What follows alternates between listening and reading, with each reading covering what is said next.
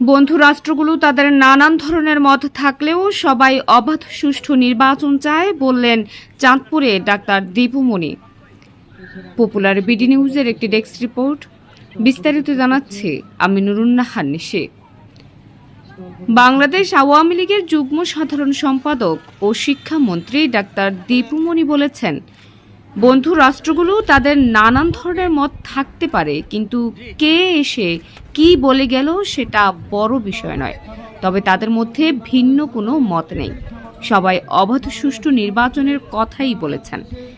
তিনি শুক্রবার দুপুরে চাঁদপুর হাসান আলী উচ্চ বিদ্যালয় মাঠে বৃক্ষ মেলার উদ্বোধন শেষে সাংবাদিকদের প্রশ্নের জবাবে এসব কথা বলেন।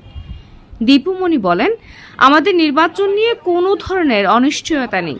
সংবিধান অনুযায়ী যথাসময়ে নির্বাচন হবে বলে জানান তিনি। ইতিমধ্যে দেশে একাধিক নির্বাচনে প্রমাণিত হয়েছে এই সরকারের অধীনেই অবাধ ও সুষ্ঠু নির্বাচন সম্ভব।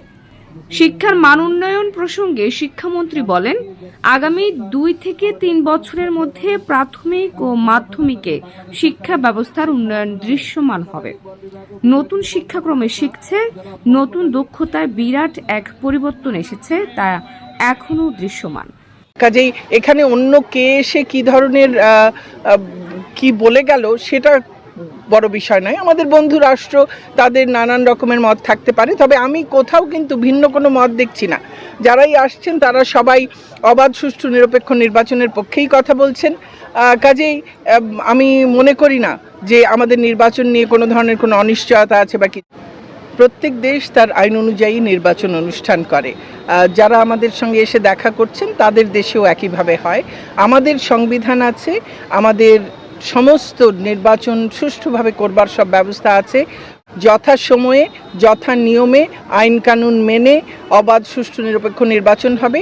আমাদের প্রাথমিক মাধ্যমিকের শিক্ষার্থীরা তারা যে নতুন শিক্ষাক্রমে শিখছে এবং তাদের পুরো শেখায়, দৃষ্টিভঙ্গিতে, তাদের দক্ষতায় যে বিরাট পরিবর্তন আসছে, এটি এখনই দৃশ্যমান।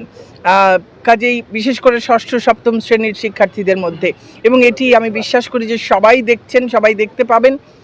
কাজেই আমাদেরকে আরও সামগ্রিকভাবে শিক্ষা ব্যবস্থায় যে ব্যাপক একটা পরিবর্তন হয়ে যাচ্ছে, সেটি আমরা হয়তো আর 2-3 বছরের মধ্যে, 4 বছরের মধ্যে হয়তো সেটি দৃশ্যমান হবে।